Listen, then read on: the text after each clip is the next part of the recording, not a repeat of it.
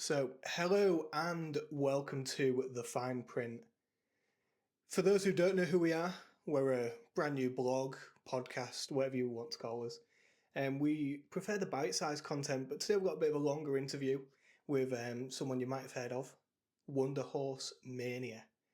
Now, this is a page I'm quite indebted to. They're one of the people who gave us our first collaboration, really helped push the channel. So you could say this is sort of us giving them a little promotion back. So without any further rambling, Sam, Wunderhorse Mania, welcome to the Fine Print. How are you doing? I'm doing great, thank you. How are you? I'm very well, thanks. It's always a bit awkward, isn't it? The start of the meeting and then where Yeah. you ask how you are, and then start the Yeah, call where yeah, you, yeah, you ask yeah. again. um, First of all, tell me a little bit about yourself. Well, I guess I'm from Scotland. That's people find that pretty peculiar about me. That's the first thing they say. Oh, you're from Scotland. They don't really expect that. I started this Wunderhorse page. I really liked the band. I saw them a couple of years ago, and I was like, wow. And immediately I was just hooked. And about March last year, I started the page, and here we are now.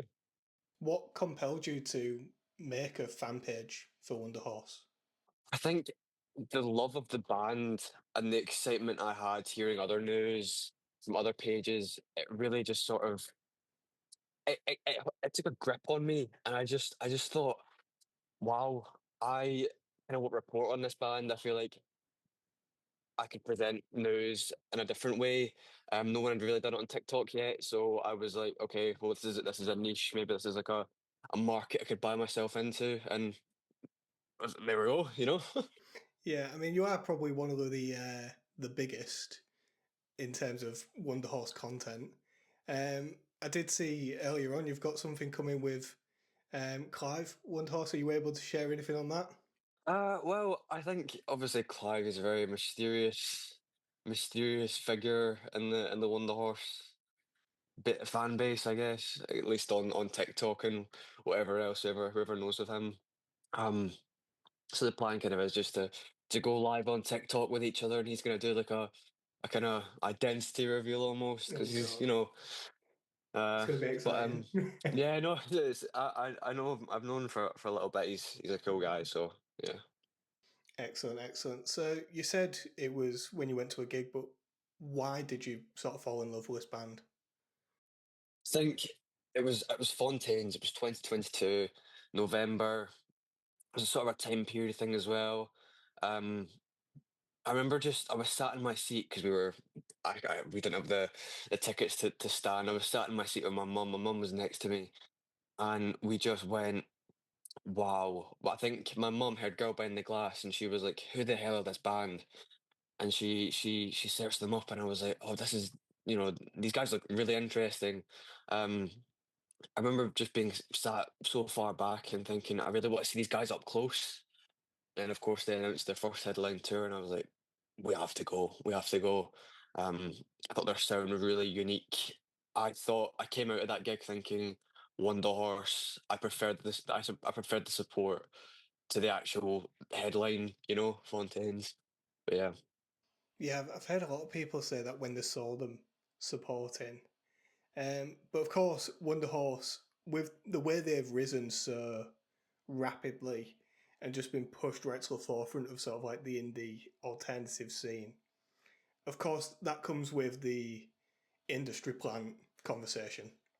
And Yes. people are more than happy to throw that at Jacob Slater, especially following his cameo in the Sex Pistols film. Well, I think it's a difficult one. I see it a lot more now than I did back then. Obviously, I don't know if you've heard Keo, they're a new kind of band. They're getting a lot of those kind of allegations as well. I think it's definitely a difficult one. I don't know how much about where they came from, how they kind of came around. All I know is that they do have some kind of connections. Obviously, Harry Fowler, his mum is Kim Wilde, who was really big back in the 80s and stuff. So there's questions to be asked. Whether I believe them or not, I don't know. I do genuinely think they have great music. They didn't really blow up until their first album released, and then their second album came, and they took another big, massive jump. So It's hard to say. I think I couldn't answer what I think on that.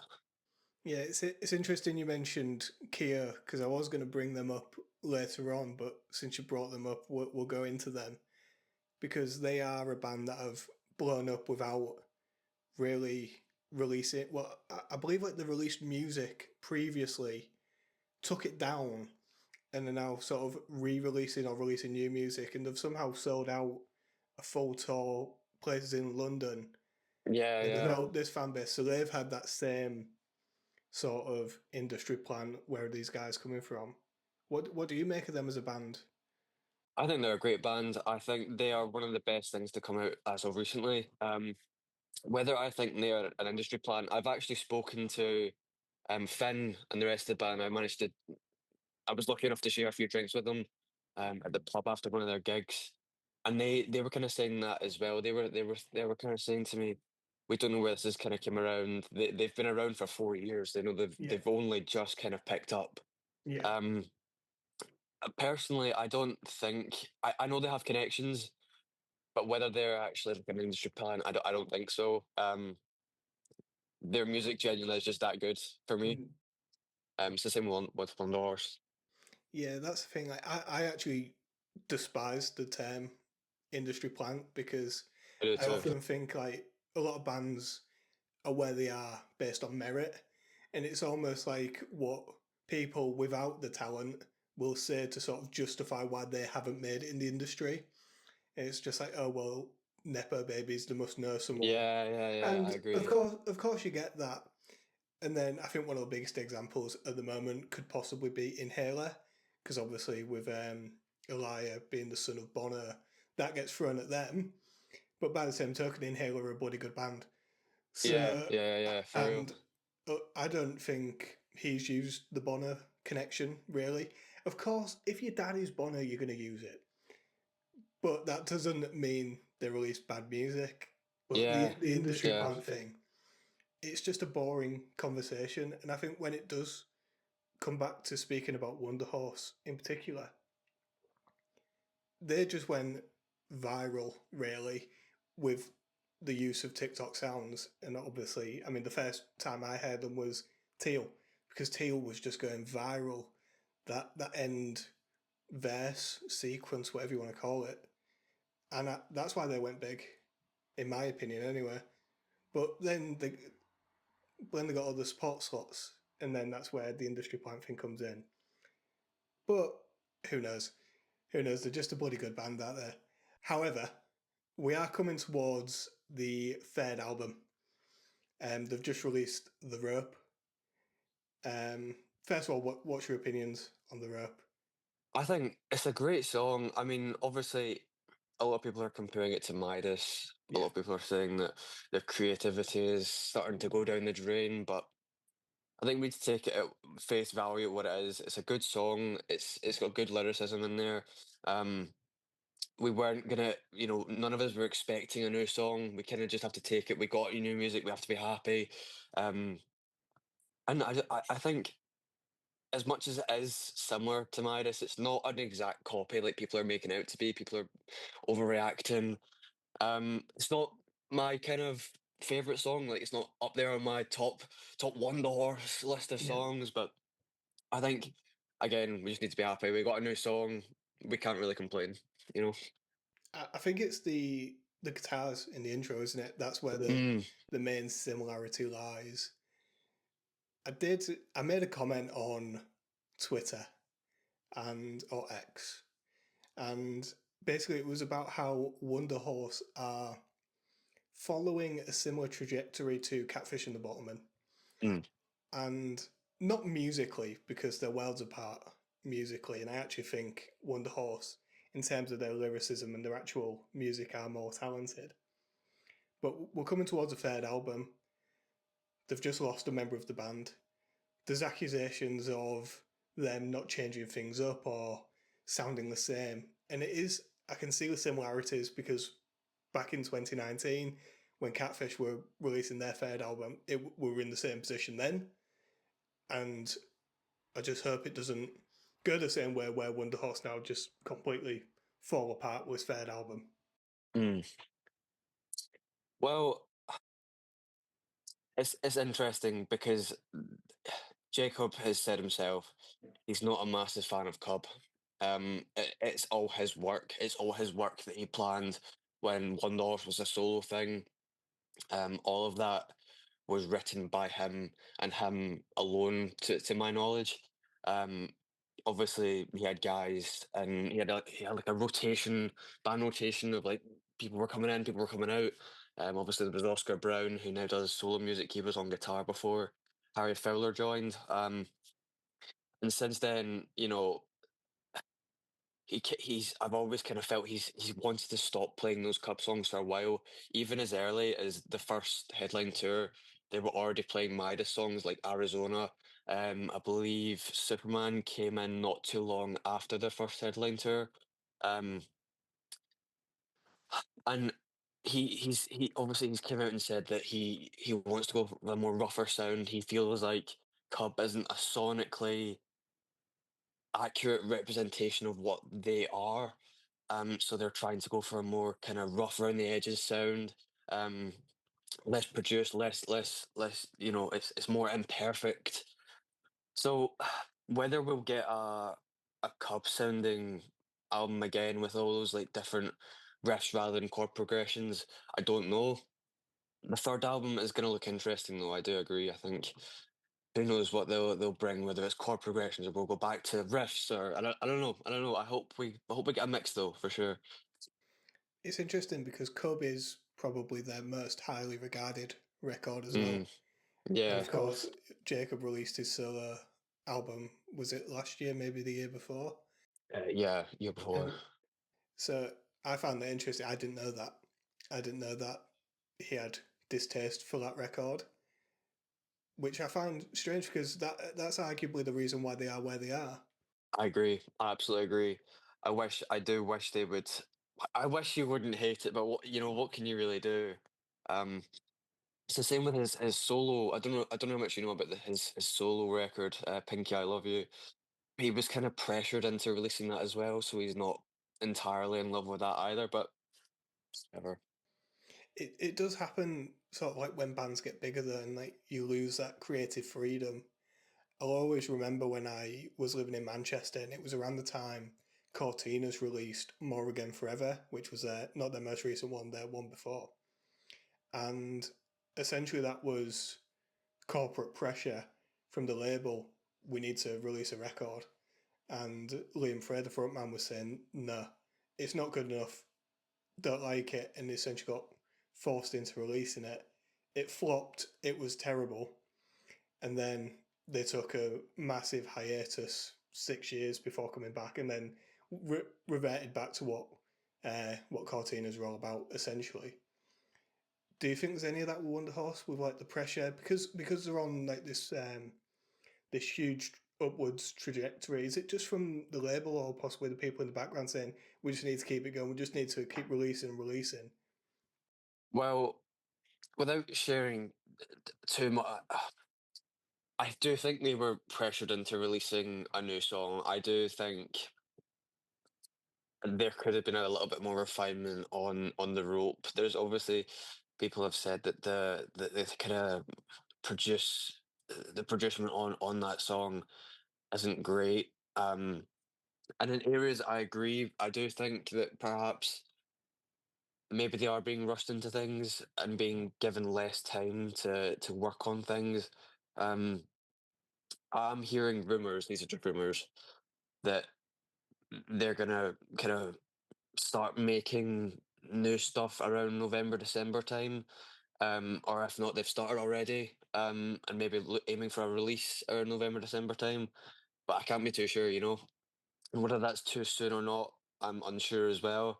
But I just think there's a pressure from their record label to get more out there sooner. Yeah, one of my close friends, also called Sam, he wrote me a piece and it was called The Taylor Swiftification of Indie. And it was basically discussing how indie bands are trying to follow the Taylor Swift model of just constantly having new stuff to go, constantly releasing stuff. And I think in a lot of instances, less is more. I mean, you look at Arctic Monkeys who don't release stuff for years, and it always leads to just the biggest fanfare when they finally come back. Is there a possibility of Wunderhorse perhaps becoming too saturated and people getting sick of too much because they've released a lot of music in the last 3 4 years? I think it is a question of when, because if they do decide to release something again this year, then it's very much something that I think will be questioned more. I've never really heard anyone kind of bring that up before. And whether it's good or not will also play a part. If it's anything like Mm-hmm. the rope, I feel like we might be in a bit of trouble. Um, but I think as long as they leave it a little longer, hopefully go for like a next year kind of thing, then I think we'll be clear. But you raise a good point. I do think um, perhaps we should slow things down, work on getting things refined. But I don't. That's again, like Jacob said before, or like I said before, rather.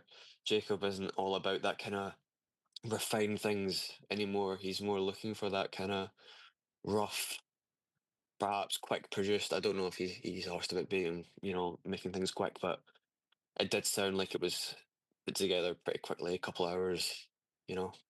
Yeah, but like you said, if it is a great record, it goes the other way, and Mm. people then want just more and more because they're just releasing consistently good things. I think one band that does that well is Fontaines. I think Fontaine's just constantly they're on the ball with releasing good music pretty consistently, and that's sort of where it's the level Wunderhorse need to get to. I would say, whether or not they can, because I think Fontaine's are a different level altogether to most bands at the moment. I think they are one of the best out there. Begrudgingly, I say that because I went very late on Fontaine's. I went very late. Like I got into them probably 3 4 years after everyone else. But and same with Wunderhorse. To be fair, I was quite late on Wunderhorse. But there is one thing that I wanted to ask yourself, and I think it's important to bring it up as well. There's been a lot of um, issues at Wunderhorse gigs recently, fan behaviour.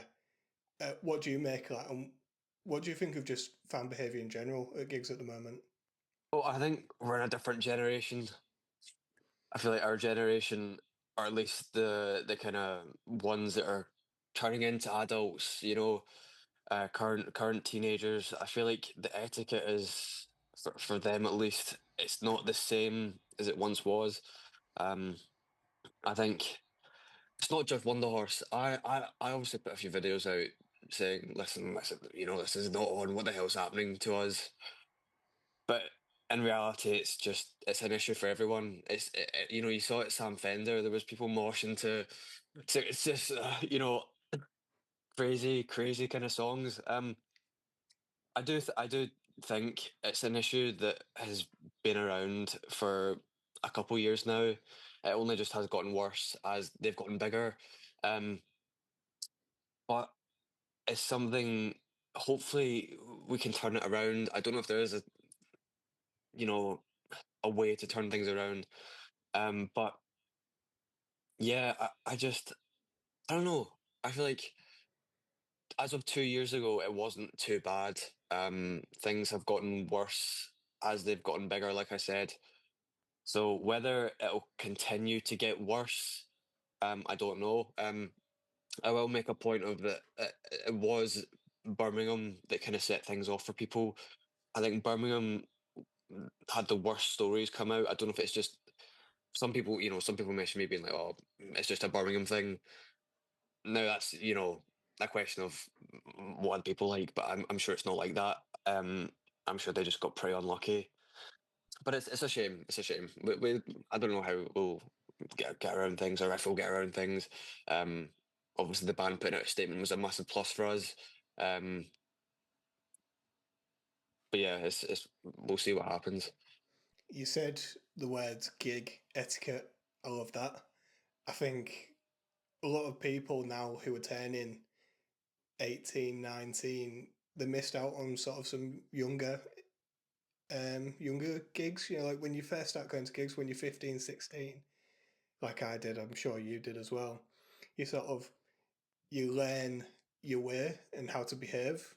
And I think due to like COVID and all the cancellations and what have you, I think people never got that sort of youthful exuberance of learning gig etiquette and stuff. And it sounds maybe a bit big headed or what have you, but I certainly wouldn't be jumping around to the slowest song in the world when I was 15 because you'd look around and you'd feel like an idiot. Whereas now, Exactly. everyone everyone's just doing it to every song, and it's quite boring. I think it's just a youthful thing who have missed out, unfortunately, on learning this behaviour due to COVID.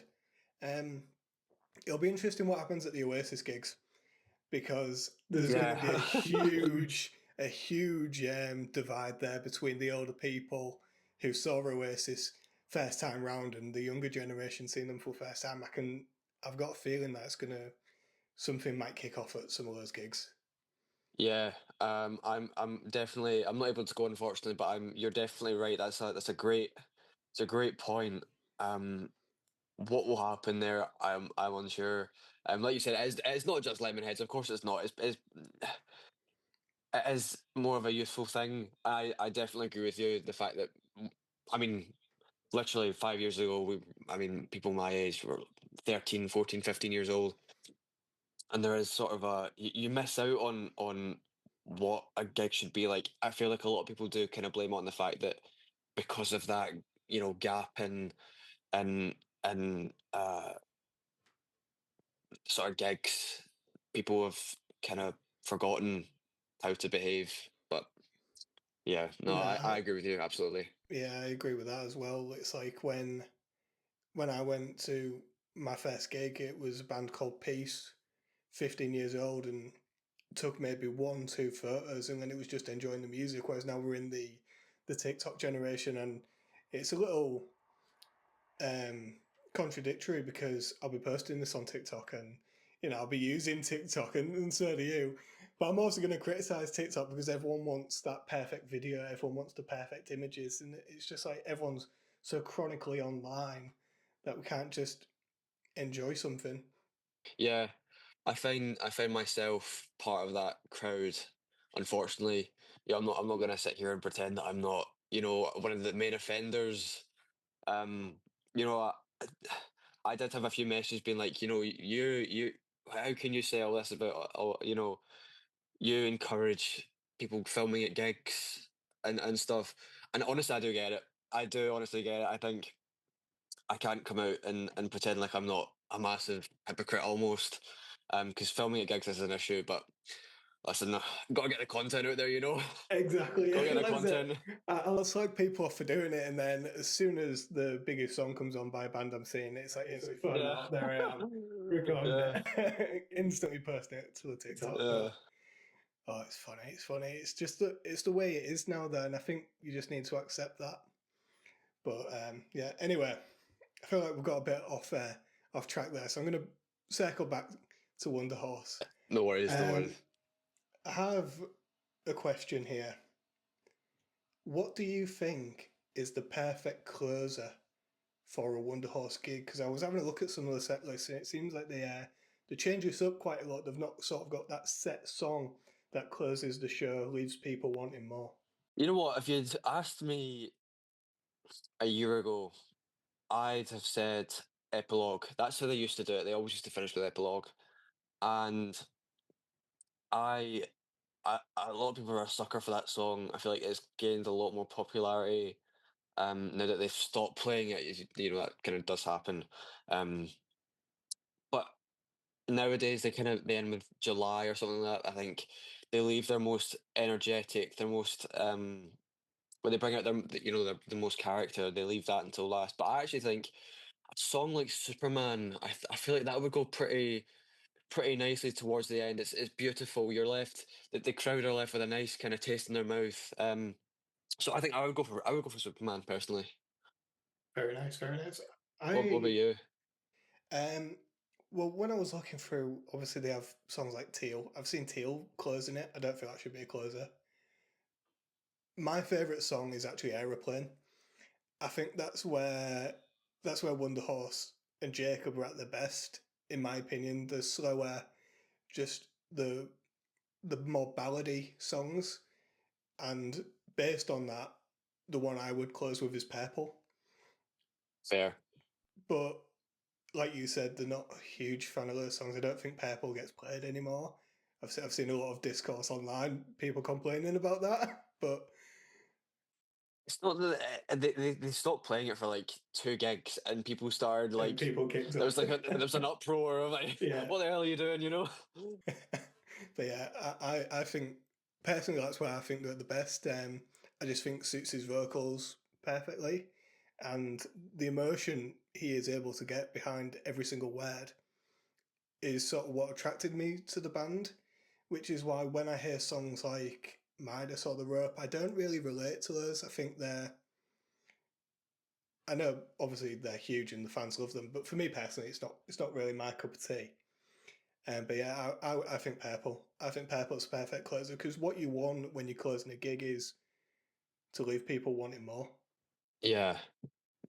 I think one band that does that perfectly is Arctic Monkeys because they close with "Are You Mine," and as soon as that ends, it's like you need another song, but you don't get it. And I think that's what Wunderhorse need. No, Another I'm with you band, there. sorry, I'm rambling, but another band who used to Catfish and the Bottom and who have recently come back, they used to always close their gigs with Tyrants, with like a 4 or 5 minute instrumental at the end, which left you wanting more. That was one of the best closers I've ever seen, and they don't do that anymore, probably due to the band changing. But do you think it's important for Wunderhorse to sort of have a more, um, sorry, a more a set out set list, more like a consistent set list, or do you think are you happy with them constantly changing it up? No, I love a change up. I think Yeah, it's good to keep things fresh. It's good to keep things rolling. Obviously, I think now they don't want to play cup songs anymore. It's hard to do so.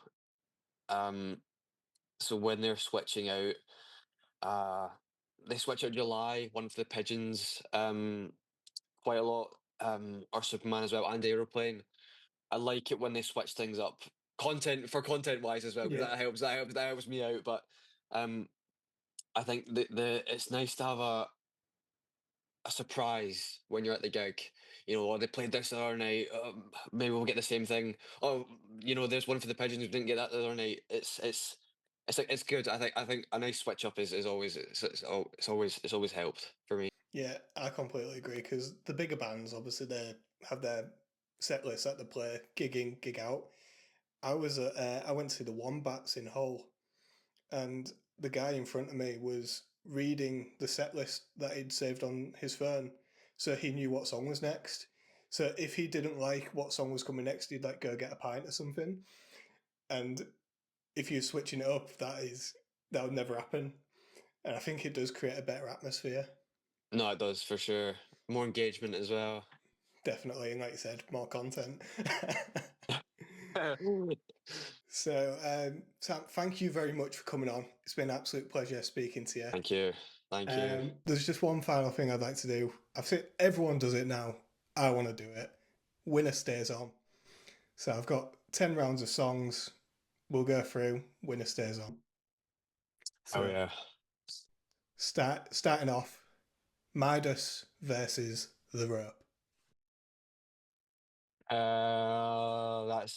Oh my God, what a one! That's crazy. I'm gonna go with the rope. It's new. The Rope, excellent. The Rope versus Leader of the Pack. Leader of the back. Leader of the Pack versus Arizona. Arizona. Arizona versus Butterflies. Arizona. Arizona versus July. Oh. Um. Arizona. Seen a trend here. Arizona versus Aeroplane. Arizona again. Arizona versus Epilogue. That's a tough one because I give Epilogue more credit because I've not played it in a while. But I think if I'm listening to Wunderhorse, I would probably play Arizona more. Arizona versus Silver. Silver, love silver. Silver. Silver versus Purple. Controversial, but I'm going silver. So, well. Yeah, I know. I know. And finally, Silver versus Teal.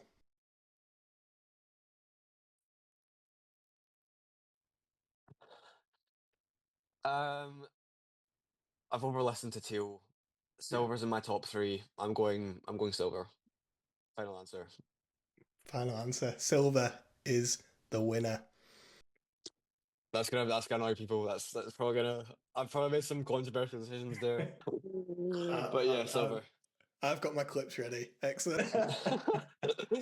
Uh, Well, Sam, it's been absolute pleasure talking to you. This has been the Fine Print. This has been Wunderhorse Thank Mania. you. I think we're going to call this episode Wunderhorsin Around. Absolute pleasure. Thank you for listening, and we'll see you next time. Take care. Thank you.